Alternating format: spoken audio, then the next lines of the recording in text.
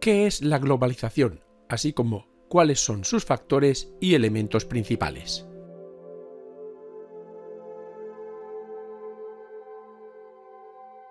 Y empezaremos profundizando en el concepto de globalización.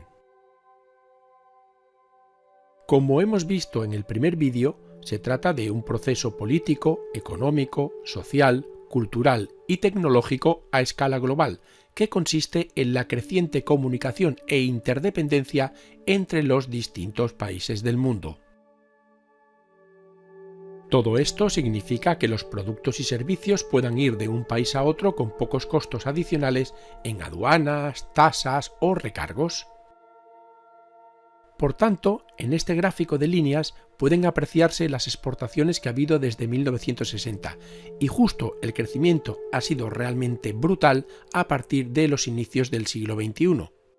Y paralelamente, lo contrario ha ocurrido con los aranceles. Estos han disminuido notablemente, especialmente a partir también del siglo XXI. En resumen, que ha habido un aumento del comercio y una disminución de los aranceles. Las consecuencias directas de esta globalización han sido 4: aumento del comercio, integración de la economía mundial, nacimiento de nuevas potencias económicas y globalización social y cultural. Y los efectos de todo esto han sido, para el aumento del comercio, una mayor producción, lógicamente. La integración de la economía mundial ha creado dependencia entre los países. El nacimiento de nuevas potencias económicas ha provocado una pérdida del poder de las potencias tradicionales, y la globalización social y cultural ha dado nacimiento a la unificación de gustos y tendencias. Y si los países ya no tienen tanto poder, ¿quién tiene el poder político real y dirige la economía mundial? Pues por ejemplo, la Organización de las Naciones Unidas, que es la mayor y más importante de las organizaciones supranacionales, la Organización Internacional del Trabajo, que hace que se cumplan los derechos de los trabajadores, la Unión Europea, que surgió como una unión de libre comercio para que Europa pueda comprar y vender sin aranceles, la ASEAN, que salvando las diferencias es algo parecido, pero en el sudeste asiático, la NAFTA, que es una zona también parecida entre Estados Unidos, Canadá y México, y Mercosur, que engloba a los países sudamericanos. Pero realmente a nivel económico los más importantes son estos 5. El Fondo Monetario Internacional, que tiene como objetivo evitar las crisis o paliarlas. Lo forman 184 países y exige a los países más pobres cumplir unas estrictas normas según los intereses de las grandes potencias. Otra de gran importancia es la Organización Mundial del Comercio, que rige el comercio entre todos los países del mundo. El Banco Mundial, cuyo objetivo, entre otros, es el de reducir la pobreza y contribuir al desarrollo de los países, y para ello presta un dinero con unas condiciones especiales a estos países. Las reuniones del G8, es decir, los 8 países más importantes a nivel político y militar. Lo comprenden Alemania, Canadá, Francia, Reino Unido, Italia, Japón, Rusia y Estados Unidos. Y por último, el G20, que es el G8 más 11 países y la Unión Europea. Este grupo le está quitando cada vez más poder al tradicional G8. En el siguiente mapa podemos ver qué países componen el tradicional grupo G8, que eran los países más potentes a nivel económico y militar, pero poco a poco, tal y como hemos visto, como vamos hacia un mundo multipolar, ahora se habla más del G20, que son los 20 países con mayor poderío económico del planeta. Precisamente en el G20 están entrando los países emergentes que cada vez tienen una mayor proporción del pastel mundial. Conozcamos ahora por qué ha crecido tanto el comercio. Los motivos de la globalización han sido varios, entre ellos el aumento de la población y la obligación de cubrir sus necesidades alimentarias. Para poder asumir estos retos se ha producido una liberalización del intercambio de productos, y esto ha llevado a una liberalización de los mercados financieros. Todo ello ha provocado una deslocalización y a su vez unas mejoras de los transportes e infraestructuras y de las redes de comunicación.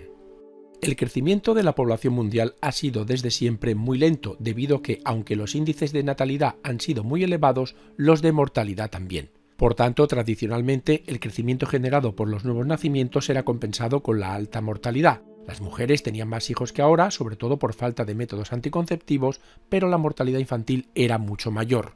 El primer pequeño repunte ocurrió en los albores de la globalización. El siglo XV fue la época de los descubrimientos y de la colonización europea del mundo, especialmente de América. Ya en el XVIII, la revolución industrial y las mejoras en la agricultura permitieron disminuir el índice de mortalidad. Pero fue a principios del siglo XX, con la generalización de las vacunas, cuando el índice de mortalidad decreció hasta límites insospechados, produciéndose el boom demográfico actual. Lógicamente, la industrialización de la agricultura también permitió un excedente de alimentos. En resumidas cuentas, que en aproximadamente 70 años la población se ha multiplicado por 3. Y esto conlleva el aumento de las tierras para el cultivo y la ganadería, así como la explotación industrial de los océanos para conseguir más alimentos y la construcción de infraestructuras y ciudades para albergar a tanta población. Por lo tanto, a mayor población, mayor necesidad de todo tipo de productos. Esto implica que se han tenido que relajar las trabas al comercio. ¿Cómo? Pues eliminando los obstáculos que impedían su desarrollo, y estos son 4. Los aranceles, que aumentan el precio de las importaciones. Las subvenciones, que son ayudas a productos nacionales para que se vendan a un precio menor. Las limitaciones, que es la prohibición de importar una cantidad elevada de un producto determinado. Y las normas de calidad, que dificultan la importación de productos que no cumplan la normativa. Esto significa que el capital de un país se puede invertir en otro, ya sea en empresas, en bolsa, en depósitos bancarios, en bienes inmuebles, etc. Y este proceso ha sido de la siguiente forma. En 1948 se creó el Acuerdo General sobre Aranceles Aduaneros y Comercio, el GATT. Lo firmaron 23 países y permitía un intercambio libre de mercancías. En el 95 el GATT dio origen a la Organización Mundial del Comercio. Precisamente la creación de la OMC significó la mayor reforma del comercio internacional desde el final de la Segunda Guerra Mundial. Mientras que el GATT se había ocupado principalmente del comercio de mercancías, la OMC abarcaba además el comercio de servicios y de la propiedad intelectual, así como nuevos procedimientos para la solución de diferencias. Y como vimos en el vídeo 1, la deslocalización pretendía estos objetivos de la izquierda, pero los efectos fueron los de la derecha. La mano de obra más barata trajo consigo las peores condiciones laborales. Las mayores ventajas fiscales provocaron el pagar menos impuestos. Las leyes medioambientales más laxas provocaron la mayor contaminación de estas empresas. Las mejores condiciones laborales originaron la subcontratación y la apertura de nuevos mercados provocó el auge brutal del consumismo. Pero además, en los países desarrollados ha creado nuevos problemas como la ralentización o el estancamiento económico, la pérdida de empleos en estos países y el estancamiento de los sueldos. Mientras que en los que están en vías de desarrollo ha aumentado la economía del país, ha permitido el desarrollo de otros sectores económicos y sociales, creando empleo y abriendo nuevos mercados.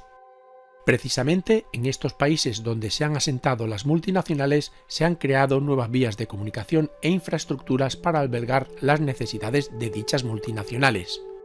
Y como no, también se han creado o mejorado las redes de comunicación que eran totalmente necesarias para su implementación. En resumen, que hemos pasado de un mundo unipolar a otro multipolar.